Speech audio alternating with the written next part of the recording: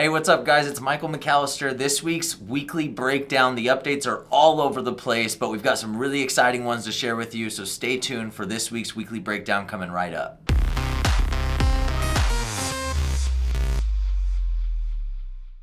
All right, guys, first up for this week's weekly breakdown, just kind of sticking with the trend that we've been sticking with, which is the community updates. They are just consistently right now pushing out updates. It's very obviously a feature that they are focused on.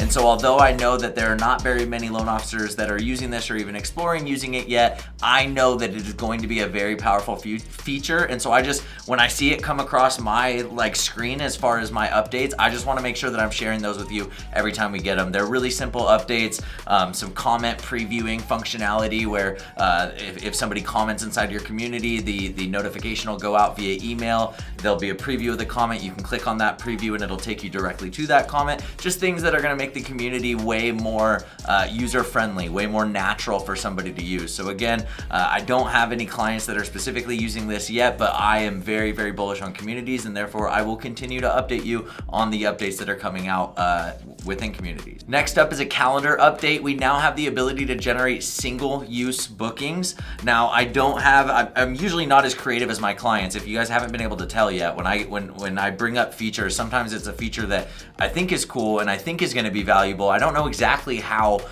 our clients are going to use it, but we have some really, really creative clients. This is one of those features. This is single-use booking links, which means now you can take your calendars and you can generate a link that allows somebody to only book on that link one time.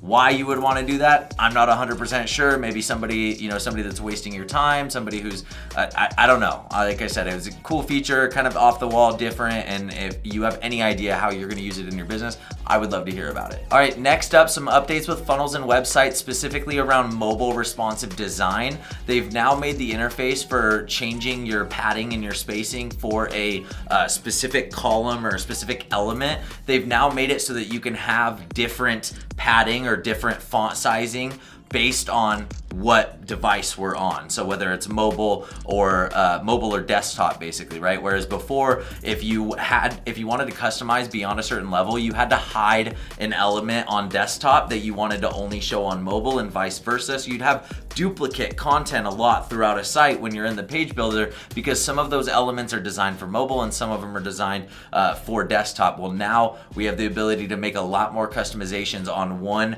element and make customizations so that element, we can define what we want it to look like on mobile and what we want it to look like on desktop, which removes the need to have two elements in that case. If you don't know what I'm talking about, you probably haven't jumped into the site builder. If you have, maybe you still don't know exactly what I'm talking about, but you'll see at some point exactly what I'm talking about. This is a very, very positive, forward-moving update from High Level. Speaking of forward-moving updates from High Level, we now have the ability within the social planner to post directly to TikTok. Now, I don't know when TikTok opened this up in their API. It was very, very recently. There are not other social media planning tools out there that you can post directly to TikTok or have been able to do so for a long time. This was something that as soon as TikTok opened up the functionality to do it, High Level jumped on that. And so really exciting, especially for those of you that are creating short form content. You now have one more place you can distribute that content from within the social planner. All right, next up, I do kind of have a potential use case for how a loan officer would use this. It's kind of an off-the-wall one. Proposals and contracts, you now have the ability to create floating signature bars on there, basically. So what I was picturing was essentially like a letter of explanation or a correction of some sort, being able to upload it into the system and send it out with the signature line wherever you put the signature line so they could sign it. Definitely see some loan officers that could benefit from this if they don't already have something built in or offered through their company. So again, this is just proposals and contracts. We haven't talked about proposals and contracts at all. There's not really a ton of use for it. However, there is use in replacing DocuSign not for a full document package, right? I'm not advocating that at all, but for one-off disclosures that you want to have a borrower sign. I'm definitely all for the ability to replace DocuSign, which is just stupid expensive for what it is. All right, next up, a quick little shout out to the dev team at High Level for just working on workflows.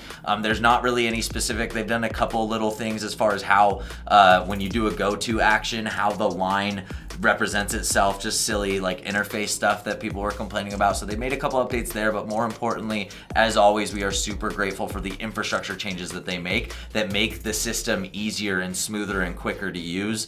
Just a quick reminder, I mean, we've been using this system, this platform for 4 or 5 years. It has not always been as smooth and as easy to use as it is today. Now I can definitively say if high level is running slow on your computer, it's likely your computer that is the issue. And we know that because we have a ton of clients that use it and we have a ton of people in-house that are using it as well. So any of these updates though are welcomed. We love seeing them continue to invest in being a fast, smooth user experience, a very responsive experience. We're very excited about that. All right, next up, we now have an easier method of delivering email notifications for survey and form responses. Whereas before, you just could only access notifications through the typical workflow. So you would have to create a workflow that said, hey, when somebody fills this out, then you create an internal notification, then you set up all the fields of that form, kind of a pain in the ass.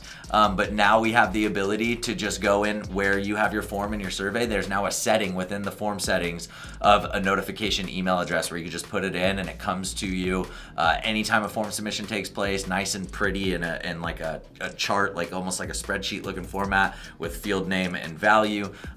Really nice, easy delivery of email notifications when it comes to form submissions. All right, last up is a mobile app update. The updates, the features that they announced in the mobile app update don't pertain to loan officers. They have to do with mobile payments. However, anytime they push a mobile app update, there's typically a lot of like bug fixes and performance enhancements as we talk about, right?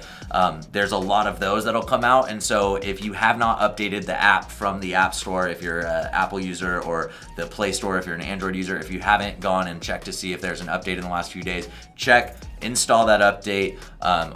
They are very, very quick to fix issues that come with the update. So anytime an update comes out from high level on the mobile app, I always am installing it right away. I'm gonna recommend you do the same. Make sure that app is updated. Let me know if you see any new features that they didn't announce or that I didn't announce in here. But outside of that, guys, that is our entire weekly breakdown. We have next week? Next week we'll have a weekly breakdown, maybe more than likely. We're putting together something bigger. We're putting together something bigger than a weekly breakdown. You might have a weekly breakdown next week. If not, it's because we're doing something even bigger, and you will get that before the end of the year. We will still do our Zoom room next week, Tuesday, 9 a.m. Mountain Time. As always, please hop in. Let's get your questions answered. Let's get your bottlenecks solved. Let's get you moving in the right direction going into 2024. But until then, thank you so much for watching. We'll see you at the top.